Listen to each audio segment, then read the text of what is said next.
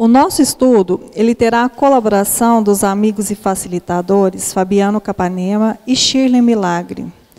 Boa noite, com a palavra os facilitadores. Boa noite, muita paz a todos, é uma alegria muito grande estar com vocês em mais uma terça-feira, para mais um estudo da noite. Agradecemos aos internautas, a presença amiga, a assistência e a todos vocês. Hoje nós estamos aqui com o Fábio para trazer e ilustrar, mais uma vez com a sua presença, seu conhecimento, nos trazendo mais algumas diretrizes aí do mundo espiritual para todos nós. E a gente vai começar com a primeira pergunta, Fábio. Eu vou deixar você começando aí com a primeira pergunta. A pergunta que nos chegou agora foi a seguinte: tenho muitos sonhos que sempre acontecem. Pessoas da minha família ficam com medo quando conto a elas, pois já sabem que pode acontecer algo. Estou também assustada. Como agir? O que faço? Devo ou não contar a elas? Essa pergunta é interessante porque ela menciona a questão dos sonhos e é importante que a gente possa fazer uma distinção, uma diferenciação entre sonhos e desdobramentos. É um processo natural que ocorre todas as noites quando, vamos dizer assim, a diminuição da atividade cerebral, que é medida inclusive em hertz. Então a gente está em estado de vigília e nós estamos com uma atividade. Então nós adormecemos, essa atividade cerebral ela diminui, até mesmo para refazimento do próprio cérebro e do restante do organismo. Então, neste momento, existe uma natural emancipação do ser que pré-existe e pós-existe ao corpo, que é o ser imortal. Então, todas as noites, todos nós aqui, passamos por esse processo de emancipação do corpo, mas não é uma emancipação total, porque continuamos encarnados. Então, aí é interessante quando ela fala de sonhos, porque existem atividades, todos nós também vamos nos relacionar, vamos procurar estar onde desejamos intimamente. Então, o que acontece? Quando retornamos na manhã seguinte ao corpo, com o despertar, a gente sai, então, desse momento de emancipação parcial, voltamos ao corpo. As situações que o cérebro não registrou, mas a mente do espírito sim, está gravada na mente do espírito. Mas por não ter havido ali um processo eletroquímico do cérebro, de acompanhar aquelas ações, aqueles momentos, aqueles reencontros que muitas vezes nós temos, que aqui ela também menciona de acontecer, aqui de pessoas da família ficam muito assustadas. Então, a gente volta, mas algumas coisas não nos lembramos, outras sim. E aquelas coisas que a gente não se lembra, pode acontecer também de haver situações que o cérebro traz desconexas. Muitas vezes sonhos sem muito sentido, mas existem aquelas lembranças de situações que passamos, nas quais fica evidente que não foi simplesmente um sonho. Ali são reencontros, são situações diversas, porque nós vamos nos sintonizar e vamos buscar aquelas pessoas com as quais nos simpatizamos. Então, a gente retorna e se lembra. E como a gente pode fazer uma diferenciação entre um sonho, muitas vezes uma projeção desconexa do cérebro, e uma situação real? Normalmente é quando você observa que você pode intervir. Você está numa situação ali, você quer então, está desagradável, você não quer permanecer ali, você se ausenta, ou está muito agradável e você gostaria de permanecer, mas aí você acorda. Então, essa diferenciação pode ser feita. Mas a pessoa não precisa ficar preocupada. Eu conto para os meus familiares, porque pelo que ela menciona, pode às vezes ter antecipações de coisas que podem vir a acontecer. Que a gente sabe que o plano espiritual, na figura alegórica de um espírito evoluído, que está ali no alto de uma montanha, ele está observando tudo o que está acontecendo. Então, pode ser que um carro que esteja fazendo ali uma trajetória numa estrada, virando ali uma curva, ali tem uma situação de perigo, que quem está no alto da montanha consegue antecipar. Então, não é necessariamente uma precognição, é um estado de elevação de certos espíritos que conseguem observar e estudar probabilidades de se acontecer situações. Então, pode ser que, em desdobramento, a pessoa tenha contato com alguém, né, que converse com ela e ela traz depois para a vigília novamente informações e que podem vir a acontecer. Então, a pergunta é muito ampla, ela fala do sonho, a gente tem que mencionar o desdobramento, ela fala de coisas que podem acontecer e que ela fica assustada. O que eu faço? Devo ou não contar a elas, as minhas irmãs, os meus familiares? É interessante porque a gente tem que ter esse cuidado, né, de reportar situações que às vezes são projeções da nossa mente, né, porque a gente pode afirmar, contar certas coisas que as pessoas ficam preocupadas, mas talvez o mais sensato, tudo nós temos que passar pelo crivo da razão. O mais sensato seria, se for coisas boas, que a gente comente, se for coisas temerosas, quem de nós pode garantir que vão acontecer? Então, no meu caso, eu não falaria, para não alarmar outras pessoas. Entendeu? Então, é interessante que a gente possa fazer de uma forma um pouco resumida a resposta, né? Porque a gente não pode ampliar muito, mas eu faria isso. Eu simplesmente omitiria quando eu estiver me lembrando de situações que não são muito prazerosas, que podem alarmar outras pessoas. Mas não se preocupe, porque todos nós passamos por esse processo ao anoitecer, que é o de desdobramento. Muito bem. Aqui uma pergunta que, na verdade, são perguntas relacionadas e eu vou fazê-las as duas para a gente tentar responder em conjunto. Por que a obsessão é quase sempre uma vingança e quando ela não é? A doença mental é do cérebro ou da alma? Bom, vou falar da obsessão primeiro. O que é a obsessão?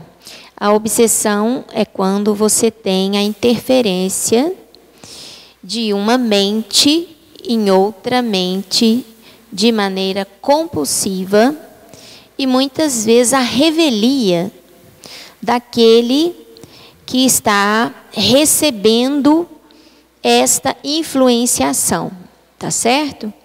A obsessão pode ocorrer de espírito desencarnado para espírito encarnado, pode ocorrer de espírito desencarnado para espírito desencarnado, pode ocorrer de espírito encarnado para desencarnado e pode ocorrer de espírito encarnado para espírito encarnado. Porque, na verdade, é quando existe uma influência compulsiva que tolhe a liberdade e as decisões do outro, influenciando muito as atitudes e as tomadas de decisão. Nem sempre é uma vingança. A grande maioria das obsessões, elas trilham pelo caminho da vingança, porque os acontecimentos, os conflitos que machucam, que magoam, que faz doer os mais nobres sentimentos, que golpeia a criatura naquilo que ela tem de mais nobre, que seria os bons sentimentos, através, às vezes, de uma atitude de infidelidade ou mesmo de uma ingratidão, e por aí vai, né? Isso cria um sentimento uma ligação entre aquele que sofreu o mal e aquele que praticou o mal.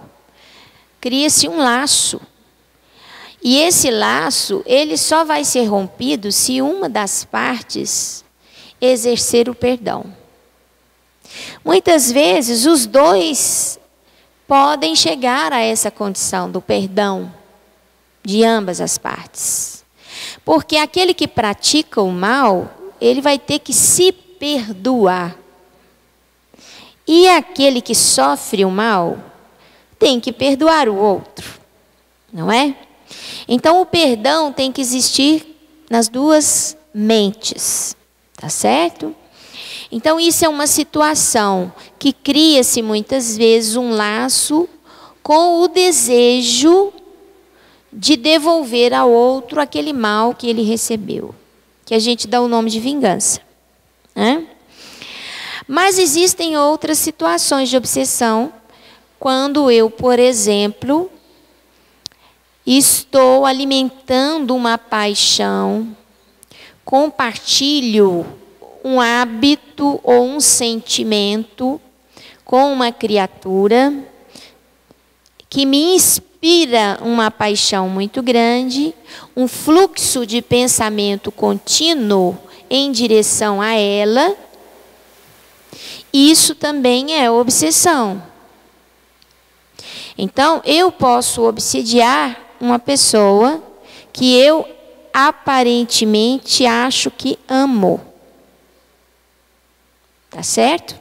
Eu posso estar agindo como obsessor com essa criatura. Tá?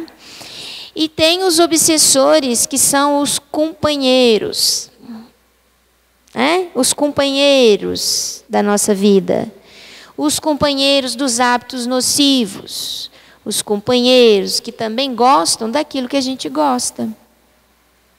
Se eu gosto de me exceder na bebida, se eu gosto do tabaco, se eu gosto de me exceder na sexualidade desregrada, eu vou criar laços com outras mentes que compartilham o meu hábito.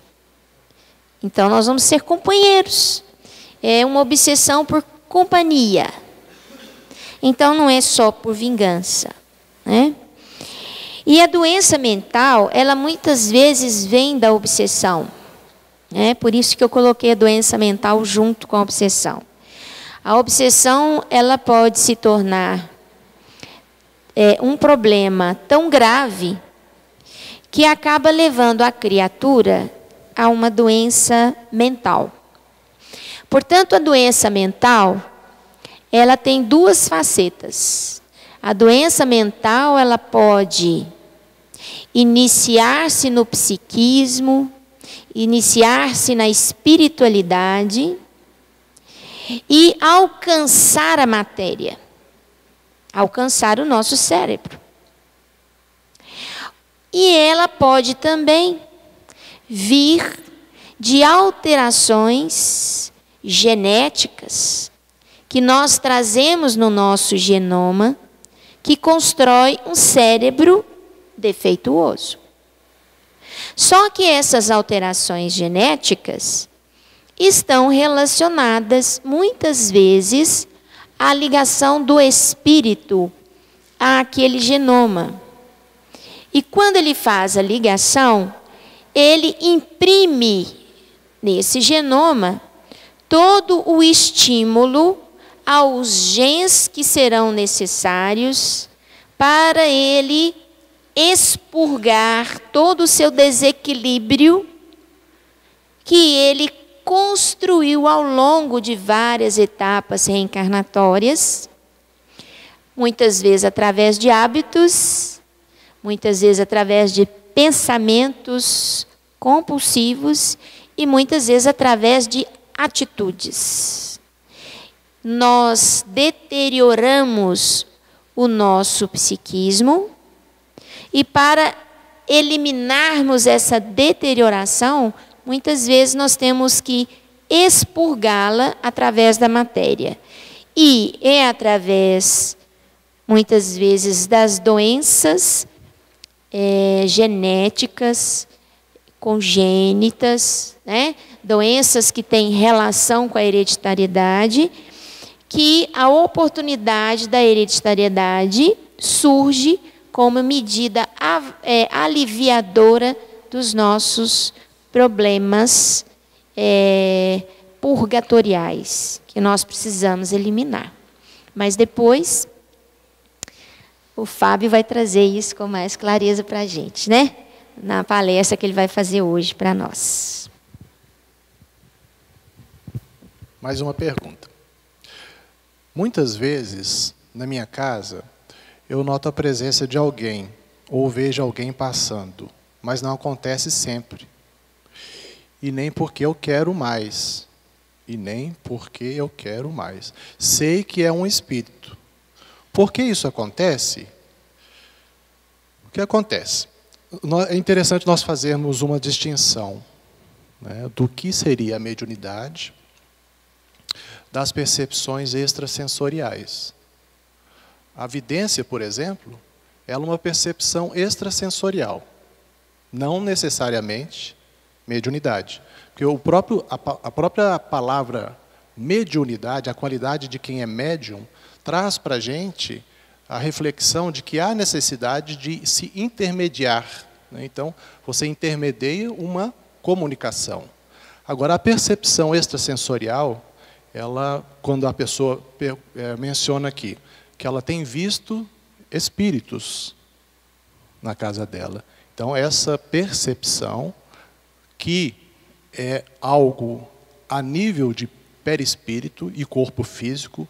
Então, quando a pessoa ela vem num projeto de nova existência na carne, com as suas necessidades, todos nós, no nosso projeto reencarnatório, precisamos receber novas oportunidades. E algumas pessoas vêm com a ostensividade da mediunidade, que isso aflora em tenra idade ou não, né? Mas isso acontece em um dado momento da vida da pessoa, para nos trazer a reflexão e a necessidade de buscarmos as coisas de Deus e as coisas espirituais.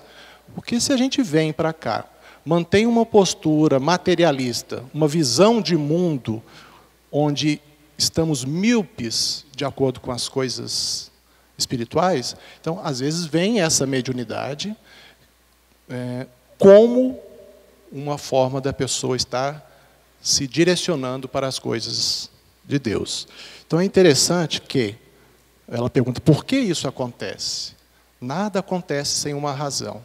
E tudo que existe nas leis de Deus e na preparação da espiritualidade superior para cada projeto reencarnatório, cada existência nossa aqui, existe uma razão de ser. Nós nascemos no lar que precisamos nascer, né?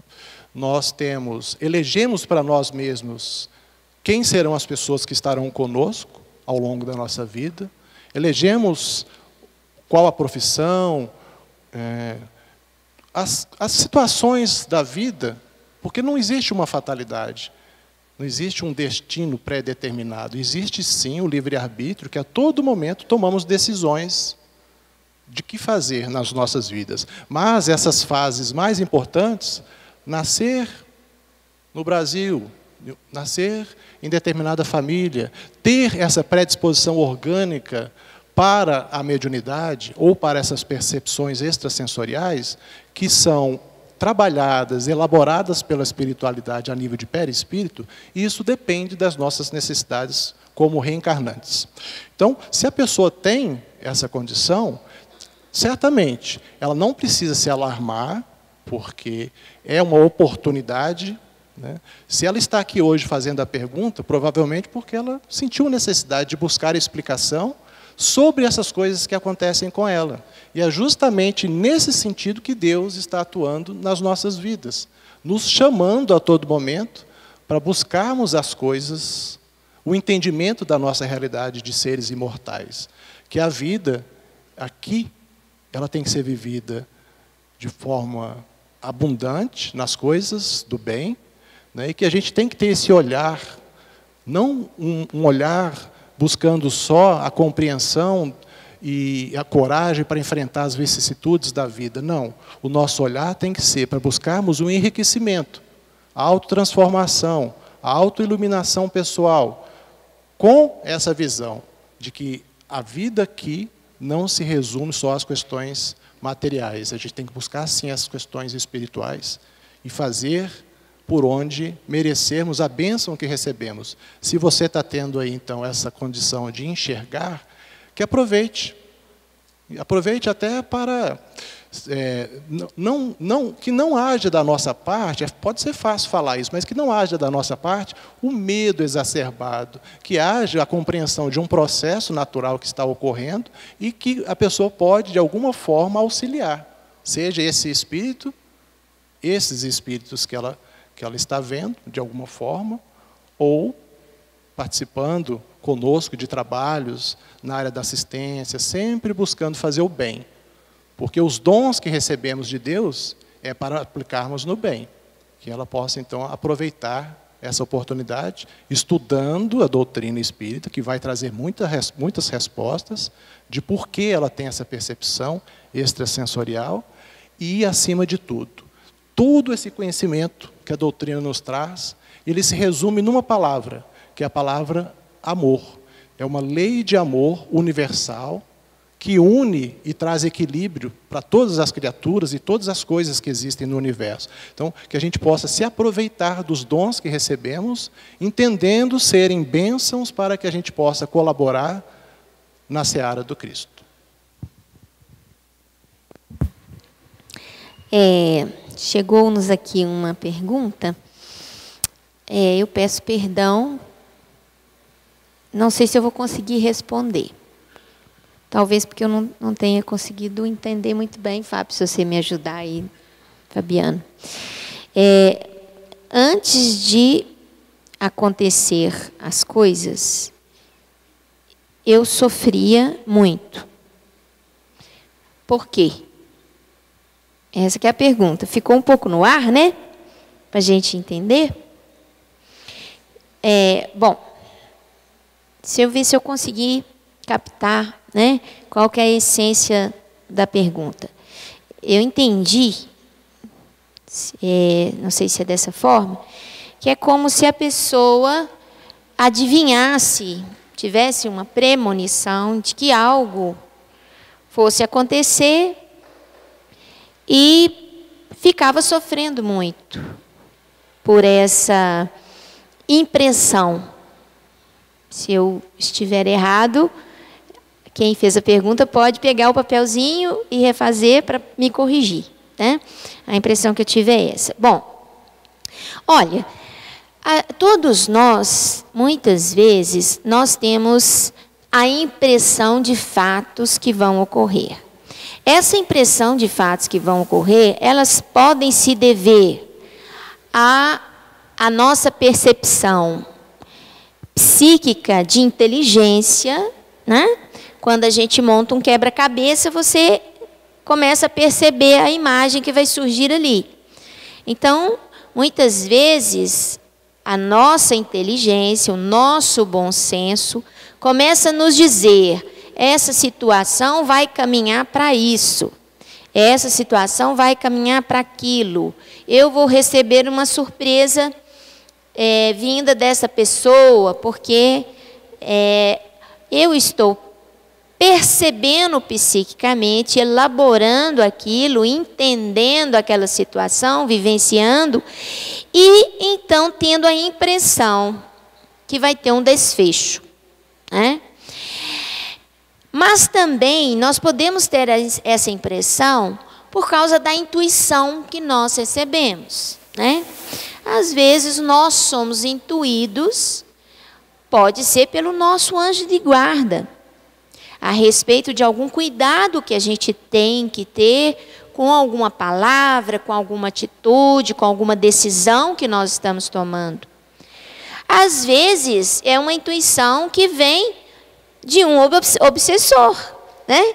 Daquele espírito que se afiniza conosco, mas não está iluminado. Ele está tão pouco iluminado quanto eu mesma, né?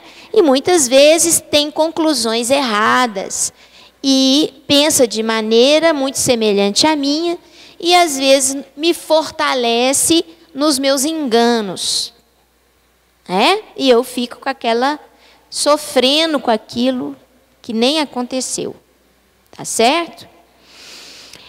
Outra situação é aquela em que durante o sono nós somos levados ao mundo espiritual para termos a conversa com mentores, com orientadores, ou para visitarmos pessoas com as quais nós precisamos solucionar problemas que nós, quando acordados e conscientes aqui na Terra, não estamos conseguindo resolver na nossa dimensão material. Nós não estamos conseguindo ter um diálogo e conseguir resolver, encontrar uma solução para aquele problema. Muitas vezes a gente sai do corpo físico, faz encontros na espiritualidade, e lá, através do diálogo, da mediação dos orientadores, nós acabamos encontrando soluções para as dificuldades que a gente tem aqui com aquela criatura com quem nós fomos conversar. Então,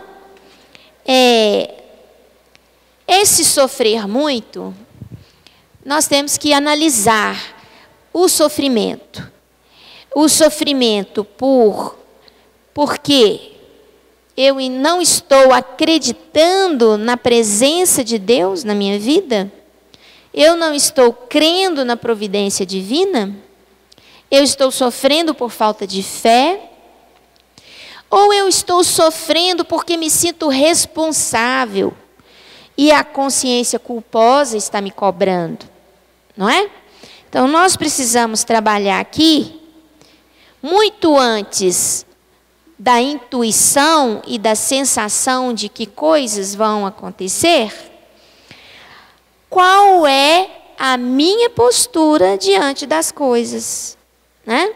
É isso que tem que trabalhar, porque às vezes eu estou provocando em mim mesmo sofrimento desnecessário. Então é preciso de muita oração, ler bons livros, livros espíritas, livros reflexivos, que vão fazer com que a minha consciência crie uma nova visão a respeito dos problemas. E eu sofra menos ou não sofra por isso. E mais ainda, se os nossos livros espíritas não conseguirem quebrar essa couraça que a gente coloca ao redor da gente, dificultando a mudança de visão a respeito das coisas, nós precisamos dos nossos profissionais da saúde mental, né, do psicólogo, para nos apoiar e para nos ajudar a caminhar, a abrir o horizonte e enxergar as coisas de maneira diferente daquela que nós temos visto até o momento. Ok?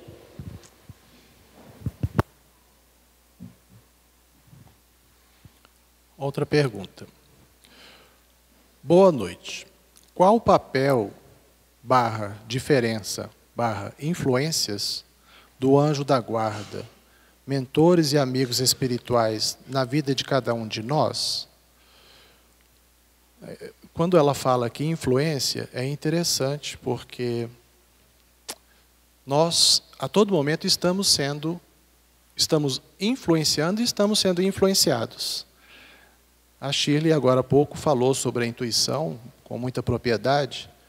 É interessante a gente, inclusive, fazer uma reflexão sobre isso.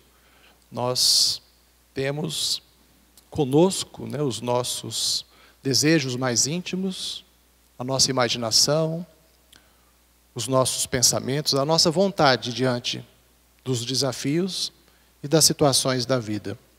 Então, isso é algo pessoal. Cada um de nós tem algo que nos move para justificar e para trazer entendimento da razão da nossa existência.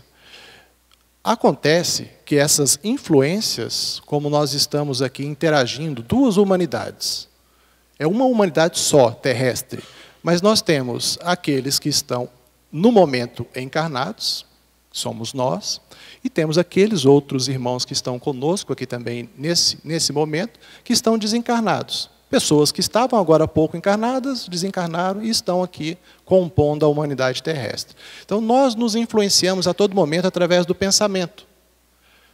E essa influência, ela é intensa, porque a população dos desencarnados é 3 vezes maior. Então, vocês imaginem, se não haveria essa influência mente a mente, ela acontece. Quando você tem pensamentos bons, simpatia por alguém, e essa pessoa, de repente, ela te liga, olha a influência que houve ali, uma influência positiva, mente a mente. E esse pensamento carreou o sentimento de simpatia, tanto que a pessoa, naquele momento, se ligou, instantaneamente se ligou a você e te ligou. Mas, quando ela fala aqui das influências, nós devemos relatar também a questão das interferências, fazendo uma distinção. Porque a interferência, já o que a Shirley também estava comentando, do processo obsessivo, elas acontecem também. Então, cabe a nós buscarmos o equilíbrio de forças mentais, mas equilíbrio através da oração e da vigilância, numa condição mais elevada. Porque as forças se equilibram também em condições inferiores. Então, no processo obsessivo, nós temos aí a obsessão simples, temos a fascinação, a subjugação, que são níveis diferentes de obsessão.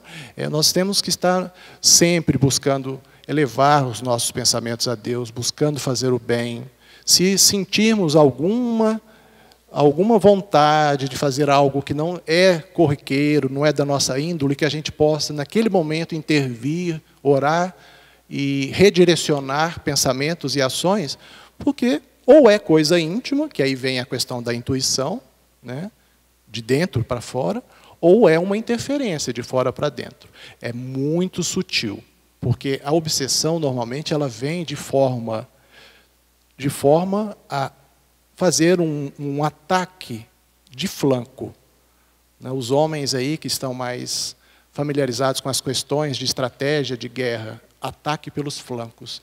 Flancos são as nossas mazelas morais que trazemos de existências anteriores, e a espiritualidade inferior, que porventura queira nos prejudicar, interferindo em nossas mentes, elas sabem dessas nossas mazelas morais. E é justamente ali que eles vão tentar nos influenciar para fazermos coisas ruins. Seja por um processo de inveja, seja por um processo de querer buscar vingança de algo que possamos ter feito no passado. A gente não está aqui para mencionar as variantes possíveis que todos nós passamos. Mas quando ela fala anjo da guarda, é interessante, são espíritos protetores. A nomenclatura não importa. Anjo da guarda, espírito protetor, são aqueles que receberam a incumbência de nos apoiar nessa jornada terrena, de nos influenciar para o bem.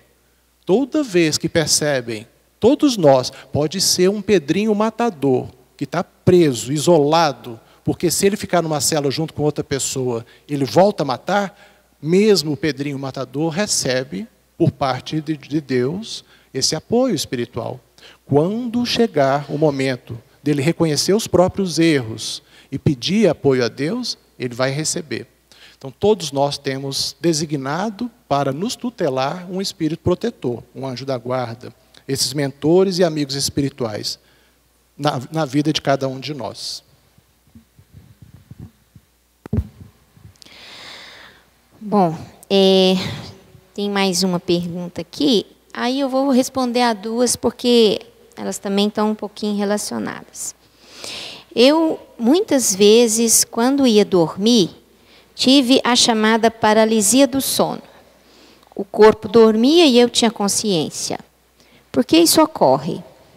Uma vez tive um sonho que eu, meu pai, mais um senhor, que eu nunca vi, ajudavam uma mulher que parecia ter o corpo podre e estava desorientada. Depois de um tempo, ela aceitou ajuda e sua aparência mudou. Mesmo eu não sendo médium, eu posso ajudar no resgate espiritual? ou isso não passou de um sonho? Muito bem. Na verdade, existe uma situação em que às vezes nós nos afastamos do corpo físico, mas ficamos ali, muito próximos do corpo e ainda muito ligados ao cérebro, vamos dizer assim, com a possibilidade de receber os estímulos neurosensoriais, né? A sensação de tato, às vezes, audição. Então, a gente fica com uma impressão que a gente está acordado, mas não está, né? Porque nós estamos afastados do corpo, né? Quando o espírito se afasta do corpo, ele que meio que entorpece o corpo físico, né? Ele já não obedece a um comando motor, por exemplo. É mais difícil. Alguns até conseguem, né, fazer algum movimento, mas é mais difícil. Então, pelo que eu percebi aqui, o que ela chama, ou ele chama de paralisia do sono, na verdade é um deslocamento que acontece mesmo quando a gente está no início do nosso desprendimento do corpo físico durante o sono.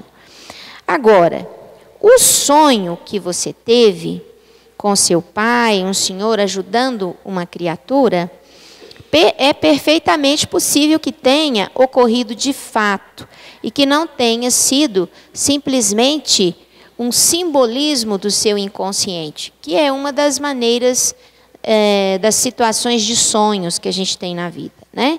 É o inconsciente, muitas vezes, colocando os sentimentos que estão no inconsciente para fora na forma de imagens simbólicas. Aqui não parece que foi isso, né? Foi algo assim bastante real, né? E bem possível de acontecer, porque a criatura, em condições de desequilíbrio, ela expressa no seu corpo espiritual o seu desequilíbrio mental. Então, ela pode ter todo o seu perispírito deformado em função da sua condição mental. E no momento em que ela aceita ajuda, esse momento é um momento de arrependimento, né? De ligação da alma com Deus, com a força divina. Então, quando ela faz essa conexão com a força divina, ela altera o seu padrão mental, o seu estado mental, e naturalmente isso imediatamente muda o seu perispírito, a sua forma, o seu brilho, o seu cheiro, a sua cor. E isso é praticamente instantâneo, porque o corpo espiritual, ele é plástico. Ele atende aos ditames da consciência e do estado mental, vibracional. Não é como esse nosso corpo material, que é mais denso. As moléculas do nosso corpo material não têm a mesma liberdade que tem aquelas que formam o nosso corpo espiritual, que é o perispírito.